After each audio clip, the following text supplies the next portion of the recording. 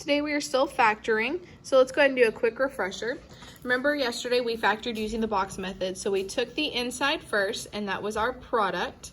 So we're going to write that out. Our x squared term comes first. We have our two like terms in the middle, add them, and then our constant goes at the end.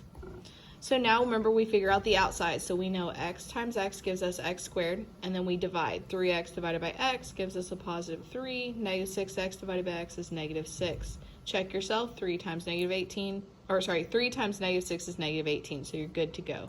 Here are our two factors. So today we're continuing with this, but now our boxes aren't going to be filled in. And notice 1, 2, 3 terms, but we need 4 terms for the box.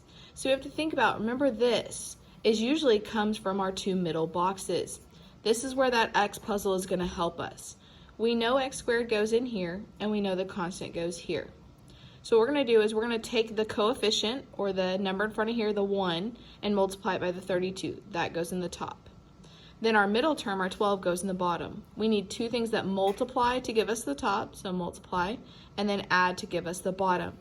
So if you think about that, we should end up with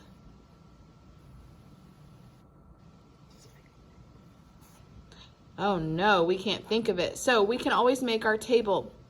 We can find all the factors of 32 and everything that adds up to give us 12.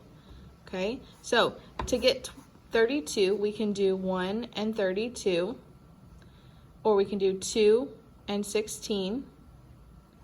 We can not do 3. 3 doesn't work. We can multiply 4 times 8. And then 5 doesn't work, 6 doesn't work, 7 doesn't work, so notice we're back to 8. So now we're going to add them. 1 plus 32, does that equal 12? No. 2 plus 16, does that equal 12? No. 4 plus 8, yes, that does equal 12. So that's going to be our combination.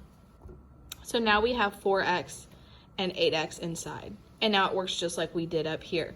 We know x times x gives us x, or 1x squared.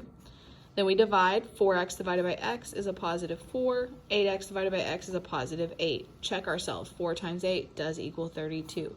So our final answer would be x plus 4 and x plus 8. Those are our factors. So these questions just kind of led us to that. You can read through those if you ever get stuck on what you're supposed to do next. We just knew that we needed to find two terms that added to 12 and multiplied to 32. That was what this X puzzle helped us with. So moving down to this part, so we're just going to practice finding some sums and products, which is our X puzzle that we worked on yesterday. So we're going to find the two terms that add to the first expression and multiply to the second. So we create this, a sum of 15 and a product of 36. Two things that multiply to 36 and add to 15. I'm going to try and let you figure these out on your own so that we can go over them tomorrow in class.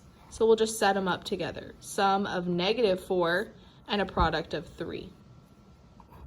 Sum of x. If you ever have an x by itself with no number, remember there's a 1 in front of it.